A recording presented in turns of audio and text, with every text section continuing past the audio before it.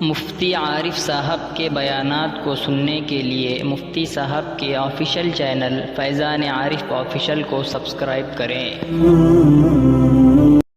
نحمده ونصلي على رسوله الكريم، أما بعد فأعوذ بالله من الشيطان الرجيم، بسم الله الرحمن الرحيم، سبحانك لا علم لنا إلا ما علمتنا إنك أنت العليم الحكيم، صدق الله مولانا العظيم۔ بزرگان محترم، ہر شخص پر اپنی اپنی اصلاح کی ذمہ داری عائد ہوتی ہے کہ ہر شخص ہر جگہ جہاں بھی رہے اپنی اصلاح کی فکر کے ساتھ رہے، اپنے زندگی میں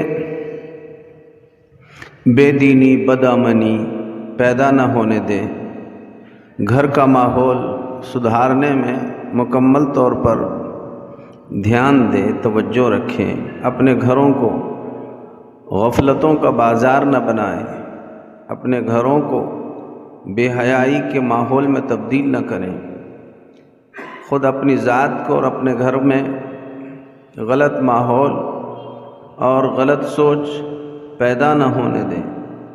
ہر ایک کی ذمہ داری ہے کہ ہر اعتبار سے اپنی اپنی زندگی میں ایک اچھا انقلاب لانے کی فکر اور کوشش کرتے رہیں، تو یہ چیز پیدا ہوگی گھروں میں دینی ماحول پیدا کرنے سے۔ جب تک گھر میں دینی ماحول پیدا نہیں ہوگا، یہ اس قسم کی بے حیائی، غلط کاریاں، گندی ذہنیتیں یہ پنپتی رہیں گی۔ اسی وجہ سے حیا، شرم و حیا کا زیور اللہ تعالیٰ نے سب کو عطا فرمایا ہے، اور حدیث پاک میں صحیح حدیث میں ہے، رسول اللہ صلی اللہ علیہ وسلم نے یہ بات ارشاد فرمائی، الحیاء شعبۃ من الایمان، حیا، شرم و حیا ایمان ہی کا ایک حصہ ہے، اسے ایمان کا حصہ قرار دیا گیا ہے، اور یہ بتایا گیا کہیں تمہیں ہنسی آ جائے تو ایسی ہنسی جس سے بے حیائی ٹپک رہی ہو، بات کرنے کا موقع مل جائے تو ایسی بات جس سے بے حیائی ٹپک رہی ہو، کہیں آپ کو دیکھا جائے تو ایسا آپ کا انداز جس سے بے حیائی ٹپک رہی ہو، یہ بالکل اسلام اور تعلیمات اسلام کے خلاف عمل ہے۔ ہمیں آپ کو سب کو اس بات پر خاص طور پر زور دیا گیا ہے کہ ہمارے ہر عمل سے دین ٹپکے، شریعت اور اسلام کی خوشبو ہم سے مہک رہی ہو۔ ان باتوں کا آپ ہم سب سے اہم مطالبہ ہے۔ لہٰذا بھائیوں، جو بات عرض کی جا رہی تھی یہ ہے کہ ہر شخص کو اپنی ذات میں اصلاح کی فکر کرنے کی ضرورت ہے۔ اس وقت آپ دیکھیے، یہودیت نے، عیسائیت نے اور مشرکین نے یہ سب اپنا ننگا پن پورے دنیا میں ظاہر کر کے رکھ دیا ہے۔ وہ خود اپنے آپ کو ننگے پن پہ اتارے ہوئے ہیں، اور وہ یہ چاہتے ہیں کہ اسلام کے ماننے والے اور مسلمان بھی اسی صف میں آ کر کھڑے ہو جائیں۔ ظاہر ہے یہ بات کبھی بھی ممکن نہیں ہے، اگرچہ کہ یہ بات ممکن نہیں ہے اور ہو نہیں سکتی، لیکن بات تو یہ ضرور ہے کہ ہمیں کم از کم اپنے اپنے ماحول میں حیا کو عام کرنے کی ضرورت ہے، بے حیائی کو ختم کرنے کی ضرورت ہے۔ تو بے حیائی صرف بولنے سے ختم نہیں ہوتی ہے، باضابطہ اس کے لیے محنتیں کرنی پڑے گی، محنتیں درکار ہے۔ جب تک محنتیں نہیں ہوگی اس قسم کی باتیں پیدا نہیں ہو سکتی۔ اللہ تعالیٰ نے قرآن کریم میں جگہ جگہ ان باتوں کی طرف توجہ دلائی ہے۔ سب سے اہم بات اللہ تعالیٰ نے قرآن مجید میں ارشاد فرمائی ہے، یا ایھا الذین آمنوا، مسلمانوں، قوا انفسکم، تم خود بھی اپنے آپ کو بچاؤ، وہ اہلیکم، اور تمہارے گھر والوں کو بچاؤ، نارا، آگ سے۔ یہ بچانے کا حکم اللہ تبارک و تعالیٰ نے سب کو دیا ہے، ساری جگہ دیا ہے۔ اب ہم دیکھیں کہ ایسی کون سی آگ جل رہی ہے جس سے مجھے بچنے کا حکم دیا گیا ہے، تو اپنی ذات سے پوچھے کہ تیرے ارد گرد اور اطراف میں کون سی آگ جل رہی ہے۔ ہر شخص اپنے گھر میں دیکھے جھانک کر کہ میرے گھر میں ایسی کون سی بے دینی کی آگ جل رہی ہے، تو وہ کون سی آگ ہے جس میں سارا گھر جل بھن رہا ہے، اور مجھے اس سے خود بھی بچنے کی ضرورت ہے اور میرے گھر والوں کو بھی بچانے کی ضرورت ہے۔ قرآن کریم کی اس مقدس آیت کریمہ میں بڑا لطیف اشارہ اس بات کی طرف بھی دیا گیا ہے۔ ایک آگ مادی آگ وہ ہوتی ہے جو کہیں جلانے سے جلتی ہے، کہیں جلانے سے جلتی ہے، جیسے چولہے میں لگا دیا آپ نے آگ، لکڑیوں میں آگ لگا دی، کہیں آپ نے اس طرح کی چیزیں جمع تھی اور اس میں آگ لگا دی، تو آگ وہ ہے جو لگانے سے لگتی ہے، اور ایک آگ وہ ہے جو پورے دنیا میں پھیلی ہوئی ہے۔ یہ آگ کو لگانے کی ضرورت نہیں ہے، وہ آگ جو پورے دنیا میں، بلکہ دنیا میں ہی کیا گھر گھر پھیلی ہوئی ہے۔ اس آگ سے مراد یہاں پر بے دینی کی آگ ہے جو گھر گھر ہی نہیں، فرد فرد میں پھیلی ہوئی ہے، اور اللہ تبارک و تعالی اسی سے بچنے کا اور اسی آگ سے بچانے کا حکم اس مقدس آیت کریمہ میں فرما رہے ہیں۔ خود بچو اور اپنے سارے گھر والوں کو بچاؤ، تو اس سے ہمارا ماحول سازگار ہوگا۔ اس وقت میرے بھائیوں، دراصل بات یہ ہے کہ بے حیائی نے بے دینی کو بے دینی سمجھنے کا موقع ہی نہیں دیا، بے حیائی نے بے حیائی کو سمجھنے کا موقع ہی نہیں دیا۔ جو جہاں جس گناہ میں مبتلا ہے بس مبتلا ہے۔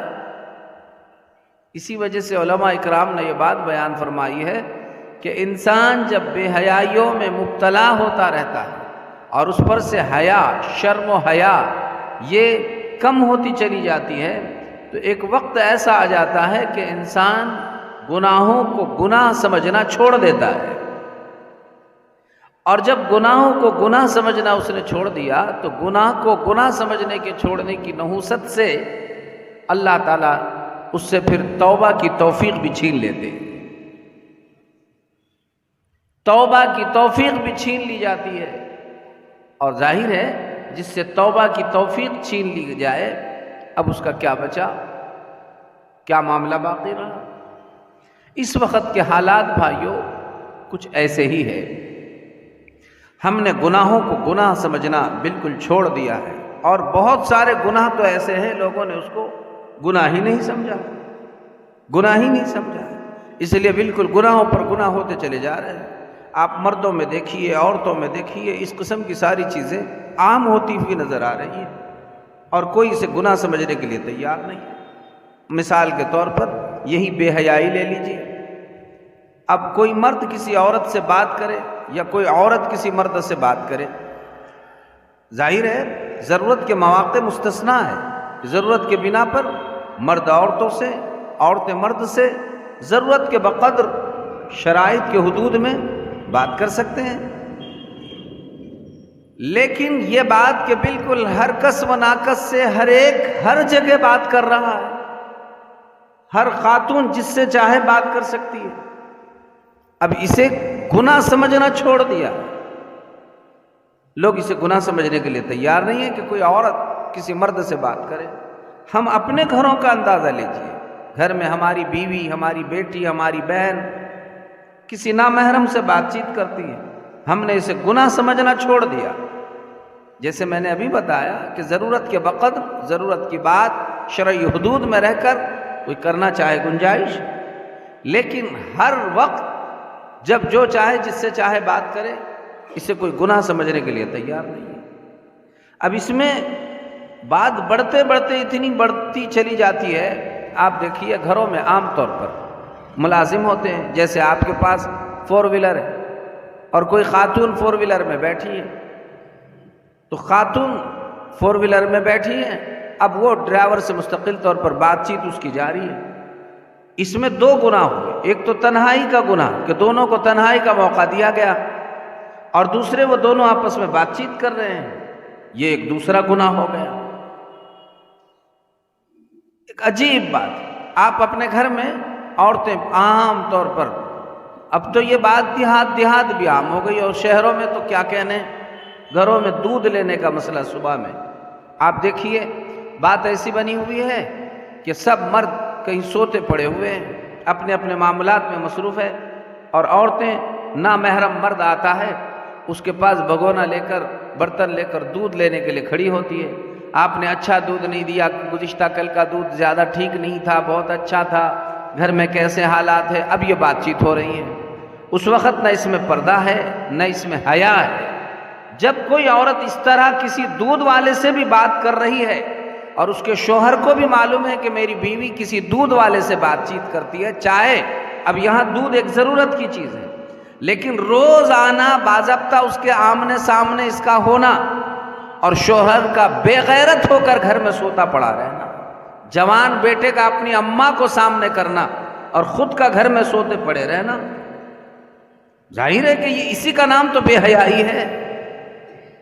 یہی بے حیائی بنتے بنتے آگے کی ساری راہیں ہموار کرنا شروع کر دیتی ہیں، اس کے بعد پھر وہ نتیجے سامنے آ جاتے ہیں جس کا ہم تصور نہیں کر سکتے۔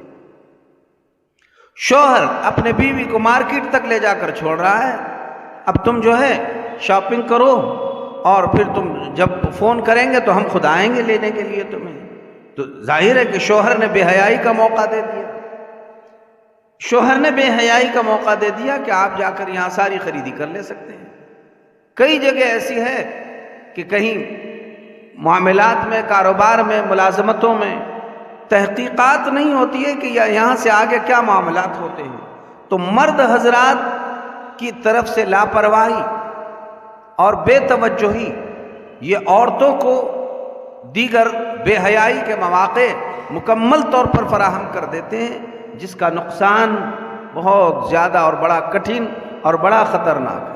اس لیے آج کے حالات میں بطور خاص بھائیوں یہ بات ضروری ہے، ہر فرد اپنے گھر کی، خود اپنی ذات کی اور اپنے گھر کی فکر کریں۔ یہ ماحول اتنے بے حیائی کے پھیلتے چلے جا رہے ہیں، آپ دیکھیے یہ تو ہوا ہی ہوا۔ اب موبائل کی بات لے لیجئے، موبائل بیوی کے ہاتھ میں تھمانے والا شوہر ہی ہے۔ اب تو باضابطہ وہ اپنی اپنی پسند کے موبائل خود عورتیں اپنے پاس لے رہی ہیں، مرد کو کوئی اعتراض نہیں، بیٹے کو کوئی اعتراض نہیں کہ میرے اماں کے ہاتھ میں کون سا موبائل ہے۔ آج کون سا ایسا بیٹا ہے جو اپنی اماں پر اعتراض کرے کہ اماں آپ کے پاس یہ موبائل کی کیا ضرورت ہے؟ کون بھائی ایسا اپنے اندر ہمت رکھتا ہے کہ وہ اپنے بہن کو اس طرح سے روکے؟ اور کون شوہر تو کیا کہنے، شوہر خود ہی اپنے بیوی کو لا کر دینے کی محنتیں کر رہا ہے۔ اب بے حیائی کا موقع تو خود شوہر نے فراہم کر دیا۔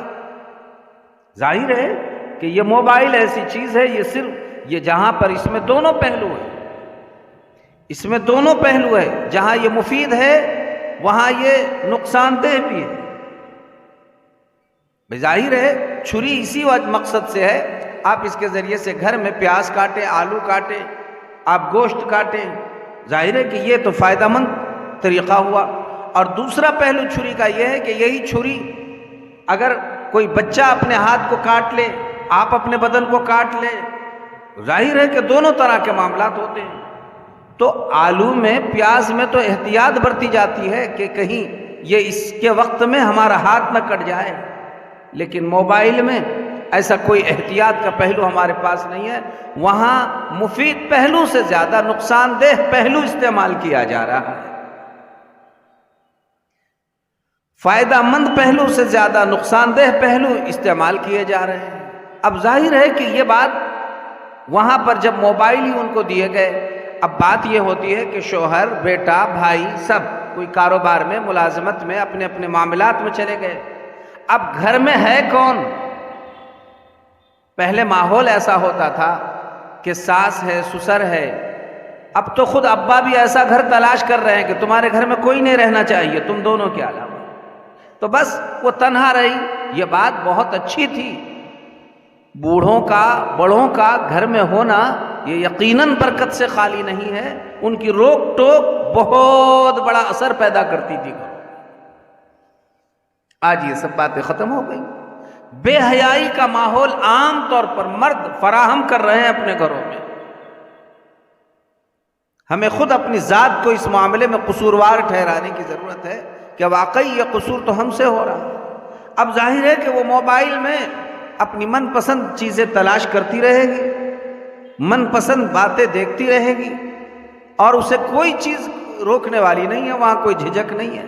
پھر آہستہ آہستہ اسی میں چیٹنگ شروع ہو جاتی ہے، اور پھر آہستہ آہستہ اسی سے بے حیائی بڑھتے بڑھتے یہ بے حیائی اب بدکاری کی صورت میں اور زناکاری کی صورت میں تبدیل ہونا شروع ہو جاتی ہے۔ اور وہی چیز بتاتی ہے کہ اب یہاں پر ہم کو سارے مواقع فراہم ہیں، کوئی چیز اس میں پکڑنے کے لائق قابل نہیں ہے، لہٰذا اب وہ بے حیائی بدکاری اسی سے تیار ہونا شروع ہو جاتی ہے۔ افسوس تو اس وقت ہوتا ہے، میں نے جیسے ابھی کہا کہ نہ ابا اپنی بیٹی کو روکنے پر قادر ہے، نہ بھائی اپنے بہن کو روکنے پر قادر ہے، نہ بیٹا اپنی ماں کو روکنے پر قادر ہے۔ بے حیائیاں، بالکل بے حیائیوں کے عام ماحول بڑھتے جا رہے ہیں۔ تو جیسے عورتوں مردوں میں بے حیائی خوب عام ہو رہی ہے، عورتوں میں بھی خوب یہ فتنے عام ہوتے چلے جا رہے ہیں، کوئی اسے برا سمجھنے کے لیے تیار نہیں۔ ایک وقت تھا کہ ہمیں ان باتوں سے، یعنی عورتوں سے مردوں سے حیا ایسی ٹپکنا شروع ہو جاتی تھی۔ حجۃ الوداع کے موقع کا بخاری شریف میں واقعہ منقول ہے۔ اللہ کے پیارے حبیب صلی اللہ تعالی علیہ وسلم میدان عرفات سے اب مزدلفہ کی طرف تشریف لے جا رہے تھے، اور آپ کے سواری پر آپ صلی اللہ علیہ وسلم نے حضرت فضل ابن عباس رضی اللہ تعالیٰ عنہ کو سوار فرمایا تھا۔ وہ آپ کے سواری پر سوار تھے۔ راستے میں ایک عورت نے اللہ کے پیارے حبیب صلی اللہ علیہ وسلم سے سوال کرنے کے لیے آئی، اور آپ سے وہ کوئی سوال پوچھنا چاہتی تھی۔ پیارے رسول صلی اللہ علیہ وسلم اس کو جواب عنایت فرما رہے تھے۔ اسی اثناء میں حضرت فضل رضی اللہ تعالیٰ عنہ کی نگاہ اس عورت کے چہرے پر پڑی۔ اس عورت کے چہرے پر جب نگاہ پڑی تو اللہ کے رسول صلی اللہ علیہ وسلم نے اسی وقت ان کے ایسے پورے سر کو اپنے ہاتھ سے پکڑ کر دوسری طرف موڑ دیا، اور آپ علیہ الصلوۃ والسلام نے اس وقت ارشاد فرمایا کہ میں دیکھ رہا ہوں کہ ایک جوان لڑکا اور جوان لڑکی ہے، یہاں جوان مرد اور جوان عورت ہے۔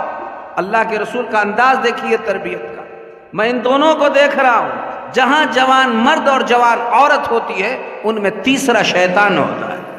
اللہ کے رسول نے فرمایا اس میں تیسرا شیطان ہوتا ہے۔ اب آپ اس حدیث پاک پر خوب غور کیجئے اور دھیان دیجئے۔ اللہ کے رسول صلی اللہ علیہ وسلم نے پہلے تو ان کی اصلاح فرمائی، ان کو روک دیا، یہ غلط طریقہ ہے، اپنی نگاہ کو پھیر دو، تمہارے لیے اس طرح نظر کرنا جائز نہیں ہے۔ دوسری بات، آپ نے علیہ السلام نے فوراً تنبیہ فرمائی کہ جب دو ہوتے ہیں اس میں تیسرا شیطان ہوتا ہے۔ اب آپ اندازہ لگائیے، حجۃ الوداع کا موقع، میدان عرفات، اللہ کے پیارے حبیب، اللہ کے پیارے حبیب وہاں موجود۔ کوئی کہہ سکتا ہے کہ نگاہ میں کوئی بھی شک پیدا ہو رہا ہے، لیکن ایسے پاکیزہ ماحول پر اللہ کے پیارے حبیب صلی اللہ علیہ وسلم حفاظت کرنے کا انتظام بتا رہے ہیں کہ نہیں، جہاں پر کہیں نوجوان مرد اور عورت ہوتی ہے اس میں تیسرا شیطان ہو جاتا ہے۔ اب آپ بتائیے، ایسے ایک نہیں، ایک دن میں 10 موقع نوجوان عورت اور مرد کو مل رہے ہیں، 10 مواقع مل رہے ہیں۔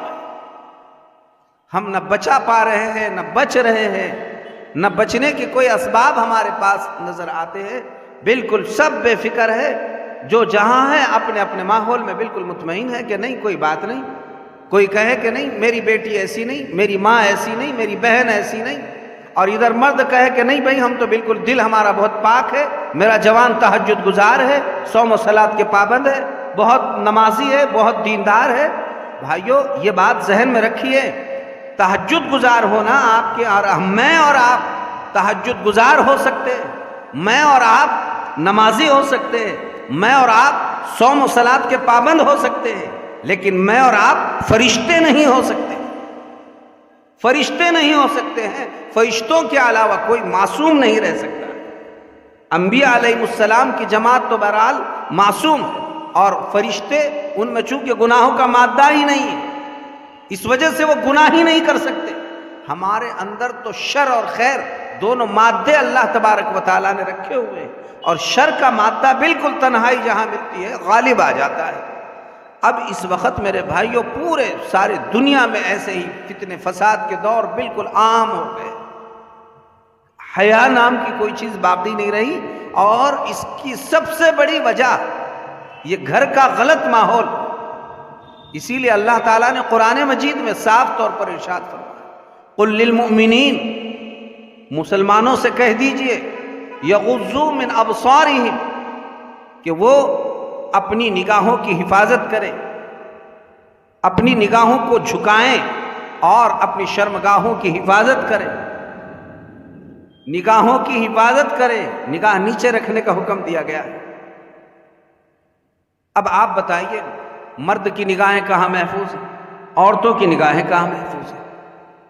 گھروں میں ملا جلا ماحول، یہ تو بات دکانوں پہ ہو رہی ہے، یہ اسکول کالجز میں ہو رہی ہے، یہ تجارتوں میں ہو رہی ہے، باہر کے ماحول میں ہو رہی ہے، گھروں میں، خود گھروں میں ہمارے، وہاں پر یہ سارے ماحول۔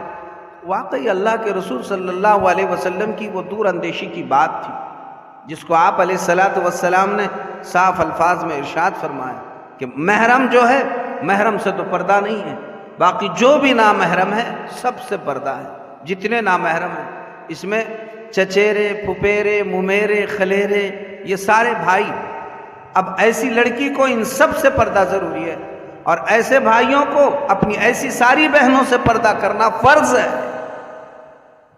صرف ضروری نہیں، فرض ہے۔ جیسے نماز نہیں پڑھنے کا گناہ ہوتا ہے، ایسا ہی ان سے پردہ اگر نہ کیا جائے تو اس کا بھی ایسا ہی گناہ ہوتا ہے۔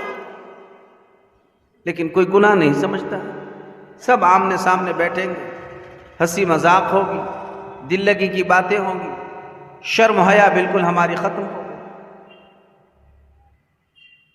تو دشمنوں نے جو عجیب عجیب چالیں چلی ہے، ان دشمنوں کی عجیب عجیب چالوں کی نحوستوں سے سارا مسئلہ خراب ہوتا چلا جا رہا ہے۔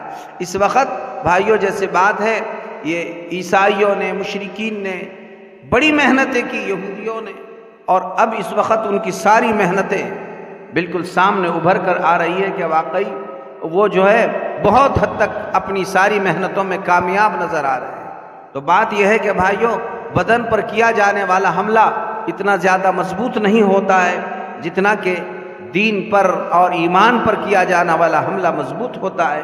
اس سے دین بھی تباہ برباد ہو رہے ہیں، ایمان و اعمال بھی تباہ برباد ہو رہے ہیں، اور زندگیاں تہس نہس ہو رہی ہیں۔ اللہ کے پیارے حبیب صلی اللہ علیہ وسلم نے بتائی ہوئی شریعت کو اپنی ذات پر نافذ کرنا، یہ دراصل سب سے اہم پابندیاں ہے۔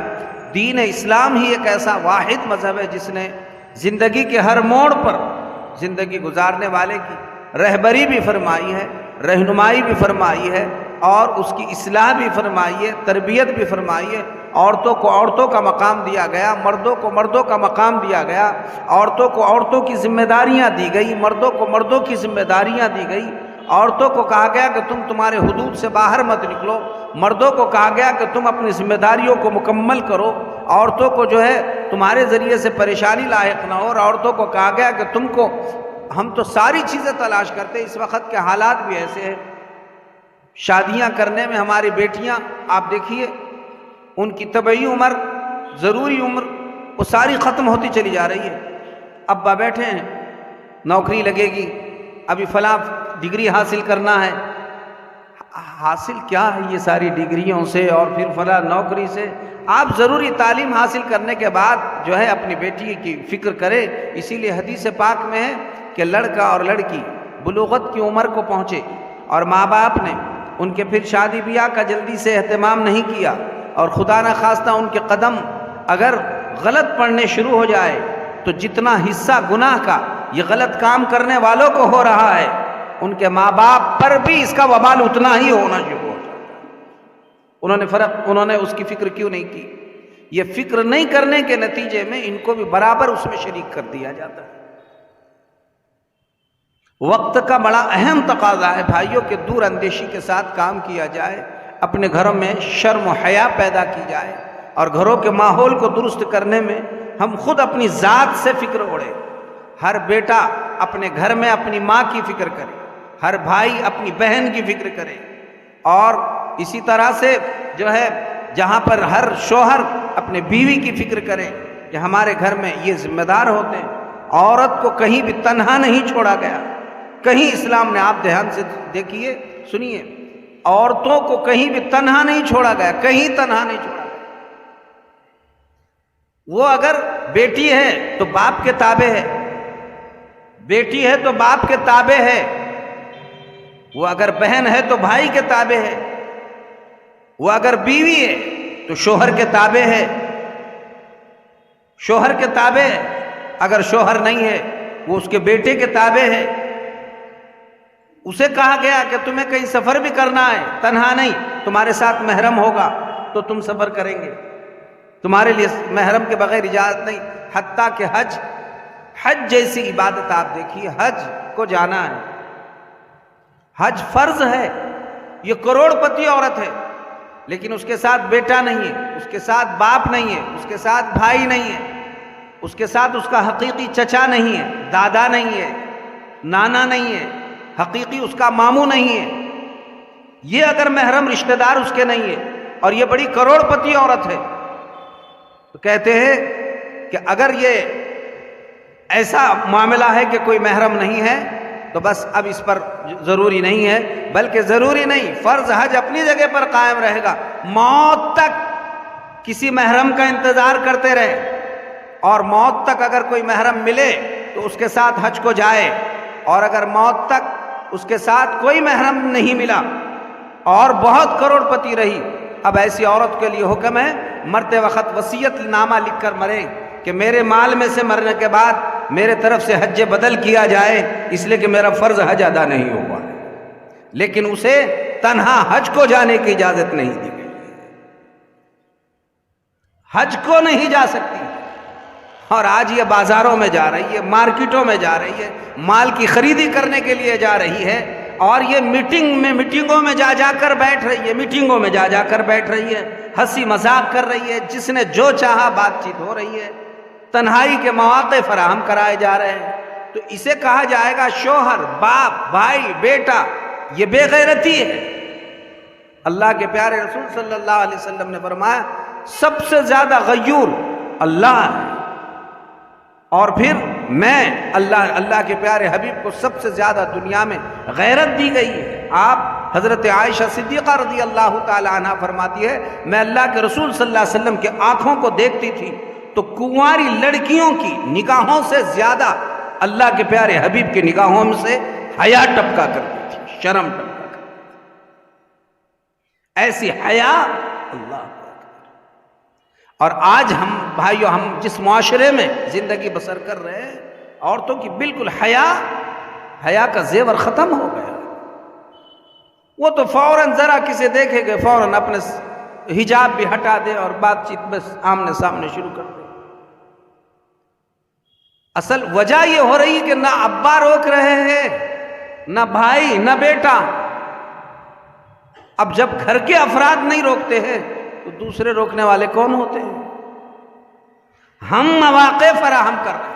تو آج جو پیغام دیا جا رہا ہے بھائیوں، بات یہ ہے ہم میں سے ہر شخص اس بات کی فکر کرے، میرے امی کا ذمہ دار میں، میرے بیوی کا ذمہ دار میں ہوں، میرے بیٹی کا ذمہ دار میں ہوں، میری بہن کا ذمہ دار میں ہوں کہ روک ٹوک اور مضبوطی کے ساتھ ان پر برابر کڑی پابندی ہم لگائیں گے کہ آپ کے لیے عمل صحیح نہیں، آپ کا کوئی بات ہے، معاملہ ہے، ہم آگے بڑھیں گے، آپ کی ضرورتیں ہم پوری کریں گے۔ بھائیوں، ہم کو تو شرم دی گئی، ہم کو حیا دی گئی، ہم کو غیرت دی گئی۔ اللہ کے رسول صلی اللہ علیہ وسلم نے فرمایا لا ایمان لمن لا غیرت لہ، اس شخص کا ایمان ہی مکمل نہیں جس کے پاس غیرت نہیں، ایمان مکمل نہیں جس کے پاس غیرت نہیں۔ اور اسی کو اللہ کے رسول صلی اللہ علیہ وسلم نے فرمایا 3 لوگ دیوس ہے۔ پوچھا گیا وہ دیوس کون؟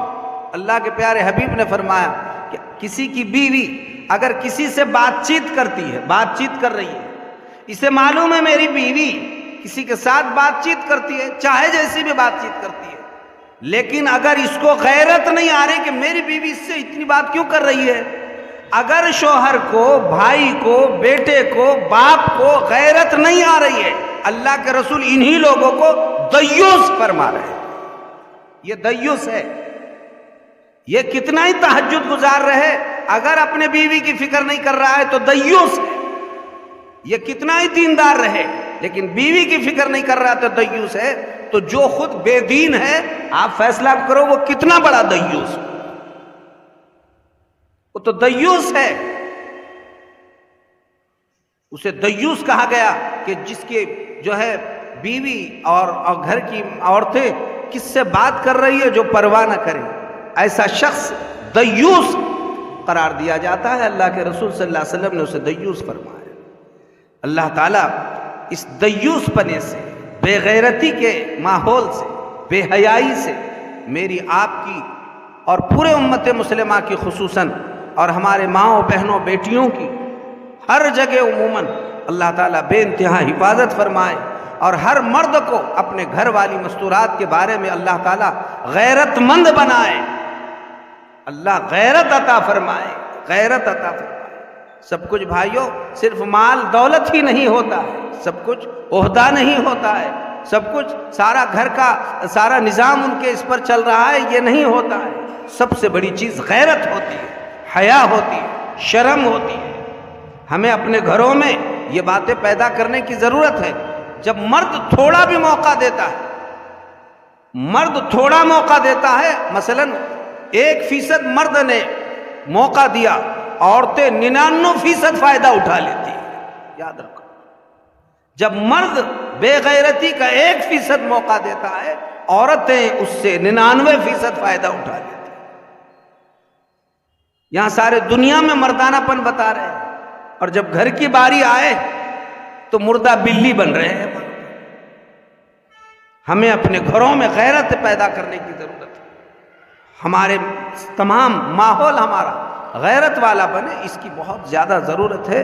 بھائیو، اپنا گھر شرم و حیا کا مرکز بنے، آنے والے ہمارے گھروں سے حیا لے جائے، شرم لے جائے، غیرت لے جائے، اور وہ دیکھ دیکھ کر فائدہ اٹھائے کہ واقعی ایسی حیا ہونی چاہیے۔ اسلام نے تو یہاں تک بتایا ہے کہ اگر کوئی محرم کسی محرم سے، محرم اور محرم کے لیے عورتوں میں عورتیں کتنا حصہ بدن کا دیکھ سکتی ہیں، مرد میں کتنا دیکھ سکتے ہیں، تو جیسے حکم ہے کہ آپ گھٹنوں سے لے کر ناف تک یہ سارا حصہ مرد میں، اتنا حصہ چھپانا فرض ہے، اس سے زیادہ نہیں کیا جا سکتا ہے۔ اب اگر کوئی ایسا کرے کہ چڈی ہی پہن کر پھرے تو جتنا حصہ گھٹنوں کا نظر آ رہا ہے، اس کو دیکھنے والے بھی اور دکھانے والا بھی دونوں گناہگار ہو رہے ہیں۔ یہ چڈی کا جو گھٹنوں کے اوپر کا حصہ نظر آ رہا ہے، مرد کا مرد دیکھے تو گناہ، اب عورتیں دیکھے تو آپ فیصلہ کرو کیا ہو رہا ہوگا۔ اب وہ چاہے گھر کے ہو چاہے باہر کے ہو، یہاں اجازت نہیں ہے۔ اور عورتوں کو تو باضابطہ حکم ہے کہ وہ اپنے گھر میں بھی رہے تو اپنے سر پر مکمل دوپٹہ رہے، بس یہ کلائی، گھر اپنا چہرہ، ٹخنوں سے نیچے پیر، یہ اس کے کھلے رہیں، باقی پورا حصہ عورتوں کا پورے طرح سے محفوظ رہے، اپنے گھر میں بھی رہے، تاکہ کوئی گھر میں بھی بس اوقات ایسے حالات آتے ہیں تو ان کو یہ سارے بدن کا حصہ محفوظ رکھنا چاہیے۔ اب یہاں پر بے غیرتی کی انتہا ہو رہی ہے، جیسے معلوم ہوا بہت ساری جگہ پر ایسی شکل ہے۔ آپ کو اگر صحت مقصود ہے، جیسے تفریح گاہوں میں دیکھنے میں یہ آیا ہے، صحت کے خاطر بہت ساری جگہوں پر عورتوں کو پیدل چلنے کے لیے لے جایا جاتا ہے۔ آپ ایسے جگہ کا انتخاب کریں کہ دونوں میاں بیوی چلیے، ورنہ اس صحت سے، جسم کی اس صحت سے جس سے روح بیمار ہو رہی ہو، جسم کا بیمار ہونا اچھا ہے۔ یاد رکھیے بھائیو، جسم کی اس صحت سے جس سے روح بیمار ہو رہی ہو، جسم کا بیمار ہونا اچھا ہے، کہ جہاں اس عورت کی نگاہ ناپاک ہو جائے، اسے کوئی دیکھے یا یہ کسی کو دیکھے، آپ کہیں نہیں میری بیوی، میری ماں، میری بہن، میری بیٹی بڑی تہجد پڑھی ہوئی ہے، تسبیح پوری ہو گئی، 2 پارے 3 پارے قرآن کی تلاوت کرنے کے بعد پھر وہ مردوں کے محلے میں لے جا کر میں پیدل چلنے کے لیے چھوڑتا ہوں۔ استغفر اللہ 100 مرتبہ استغفر اللہ پڑھ لے کہ بے غیرتی کی انتہا ہو گئی کہ تہجد پڑھنے سے وہ فرشتہ تھوڑی بنی ہوئی. بالکل نہیں. یہ جتنا معاملہ اختلاط کا چاہے اسکول میں ہو، کالجز میں ہو، اور چاہے کہیں کمپلیکس میں کہیں جا کر گھومنے پھرنے میں ہو، ایسے سب جگہ سے اپنی بالکل محتاط طریقے سے بچائیے. کتنے مردوں کے بارے میں معلوم ہوتا ہے کہ خود ہی لے جا کر چھوڑتے ہیں کہ ان کو شوگر ہے، ان کو فلاں بیماری ہے، چلو تم گھومتے پھرتے رہو، تم کو جو چاہے دیکھے، تم جسے چاہے دیکھے، 1 گھنٹے کے بعد ہم تم کو لے جانے کے لیے آتے ہیں. تو پھر بعد میں ہمیں روتے پھرنے کی ضرورت نہیں. اسی لیے حدیث پاک میں اللہ کے رسول صلی اللہ علیہ وسلم نے یہ بات ارشاد فرمائی ہے کہ جب دنیا میں بے حیائی عام ہوگی اور ولد الزنا بڑھیں گے، زنا کے بچے بڑھیں گے، اللہ تعالیٰ ایسے ماحول میں نوجوانوں میں موت کو عام فرما دیتا ہے. ایسے معاشرے میں نوجوانوں میں، چاہے لڑکیاں ہو چاہے لڑکے ہو، نوجوانی میں ان کی موت واقع ہونا شروع ہو جاتی. اللہ اپنا عذاب کے طور پر موتوں کو عام کر دیتا ہے. اسی لیے زنا کاری اور بدکاری کی نقد سزا یہ ہے، اللہ اس کے چہرے سے نور چھین لیتے ہیں، اور نور چھیننے کے بعد جب وہ کثرت سے اسی میں رہتا ہے تو اللہ تعالیٰ اس کی عمر گھٹا دیتے ہیں. علماء نے لکھا ہے کہ مثلا 60 سال کی عمر تھی تو اللہ تعالیٰ نے ہر ایک کی عمر 2 طرح کی لکھی ہے. اس میں ایک عمر جو ہے تو عمر جو ہوتی ہے تو اللہ تبارک و تعالیٰ کا ایک اٹل فیصلہ ہوتا ہے، اور ایک اسے مبرم کہتے ہیں، اٹل فیصلہ. اور اللہ تبارک و تعالیٰ نے کسی عمل پر موقوف رکھا ہوا ہوتا ہے. تو اگر یہ 60 سال کا ہے تو 50 سال ہی میں دنیا سے رخصت ہو گیا. دوسری شکل یہ بنتی ہے کہ 10 سال میں ایسے امراض اور ایسی مصیبت اور ایسی مشکلات میں اسے مبتلا کیا جاتا ہے کہ اسے خود پتہ ہی نہیں چلتا کہ کیا ہو رہا ہے.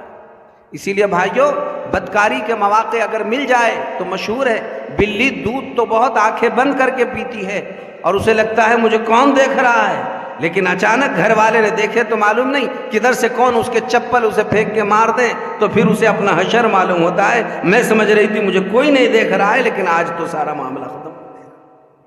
یہی کیفیت ہمارے گھروں میں بھی ہوتی ہے. ہم چیٹنگ کر رہے ہوتے ہیں موبائلوں پر، بے پردگی کر رہے ہوتے ہیں، اچانک راز جب فاش ہو جاتا ہے تو پھر روتے پھرتے ہیں کہ یہ کیا معاملہ ہو. وقت کا اہم تقاضا ہے بھائیوں کہ اپنی اصلاح کی مضبوط فکر کی جائے. اللہ تعالیٰ اپنے فضل سے شرم و حیا ہم سب کو نصیب فرمائے. بے حیائی بے پردگی سے اللہ ہماری پورے امت مسلمہ کی بے انتہا حفاظت فرمائے، اور ہم سب کو اپنی ذات کی اور اپنے گھر والوں کی سب سے زیادہ فکر کرنے کی اللہ توفیق عطا فرمائے.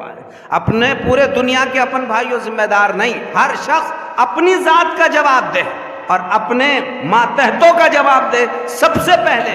اس کے بعد پھر آپ کی ذمہ داریاں بڑھتی رہے گی، لیکن سب سے پہلے ہم پہلے خود ہی پنکچر ہیں اور دوسروں کو ڈبل سیٹ گاڑی پہ بٹھانے کی تیاری میں پڑے ہوئے ہیں، تو خود ہی نہیں پہنچ سکتے، دوسروں کو کیا پہنچائیں گے.